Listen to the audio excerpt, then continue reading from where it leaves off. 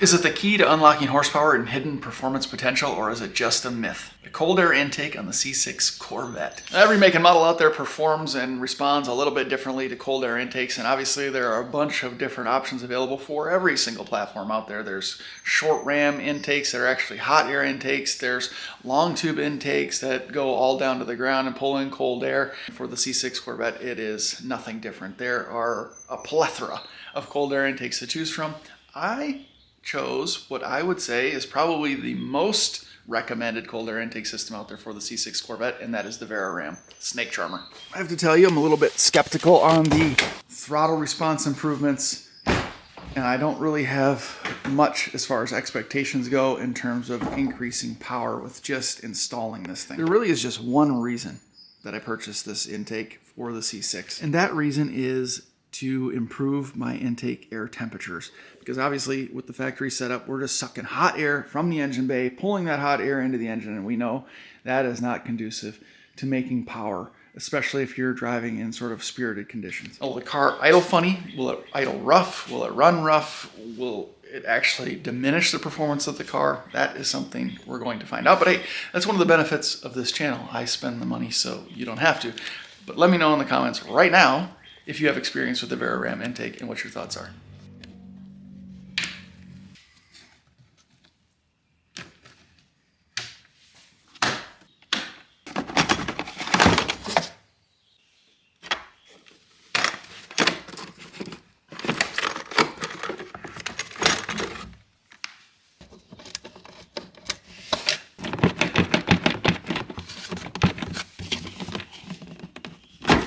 You could probably pull this thing all out in one piece, but I'm just gonna go on piece by piece so we can see how everything is actually connected. So you can see there's a little pin here, and on the back side of, or the front side of every air box, there's this rubber grommet. So that's how these are connected individually.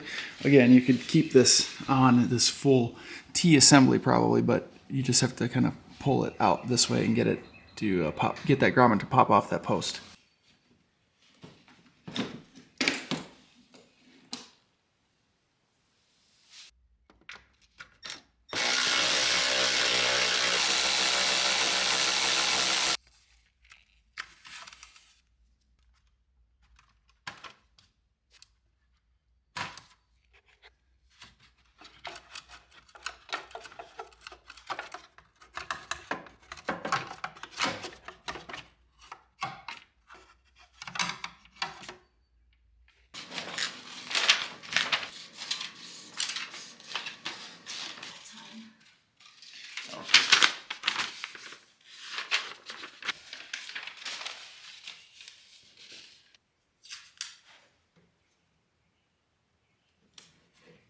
Don't know if you can see that there, but it was tough to get the camera in there while I was doing it. Just trace around the template, and then, I don't know if you can see it, but I've traced around the template. Remove the template now. It's hard to get the camera in there. Probably be easier if you had like a whiteout marker, but I think you can see my Sharpie lines there. I'm gonna cut inside those lines.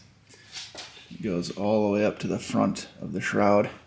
But cut that out. You can always trim more, but you can't add material back on, and we obviously want a tight fit, so we're just pulling air from down below, not from the engine bay. So we'll cut that out again on the inside of the trace lines, and we'll start test fitting some stuff.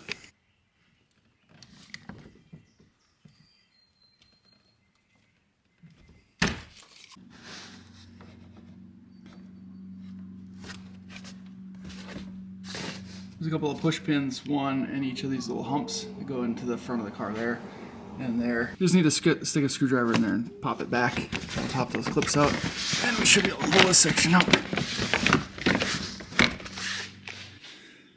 we go. It's wide open now. Hopefully we don't have to trim anymore, and hopefully we didn't trim too much.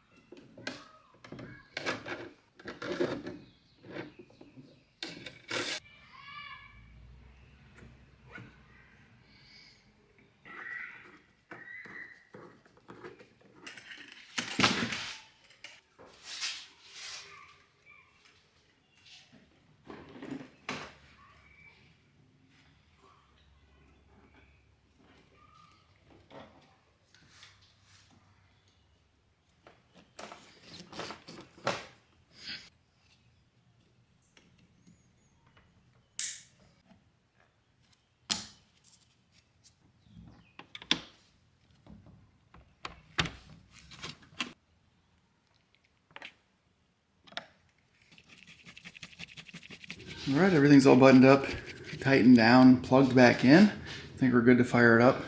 First impressions, I will say it's not the best looking intake. There's certainly better ones on the market, and I think it would do a lot for this thing if there was a shroud covering this huge space that's wide open now. It's just kind of a bulky box that sits down in the front end of the bay, but if you don't do too bad of a job cutting the shroud out, it won't look janky. I think I did a decent job. You can barely see the hole there, but anyway, function over form, right?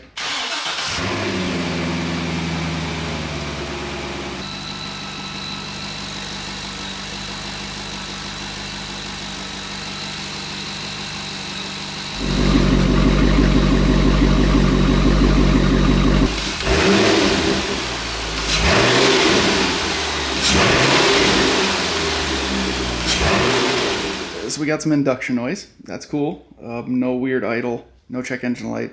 So far, so good.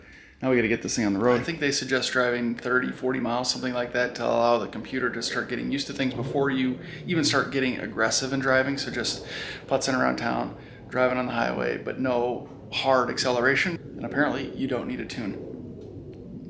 We'll test it out. Let's see. Okay, fine. It looks better than the big gaudy stock box that was in there, but it's still, compared to a couple of them that are out there, it's not great looking, but I mean, it's under 400 bucks. So. Well, I've been putzing around town a little bit, but now I'm out on the interstate just to stretch the car's legs a little bit, not getting after it too much per the instructions. No surging, no weird running, no weird idle, no check engine light. Now at this point, fingers crossed, knock on wood.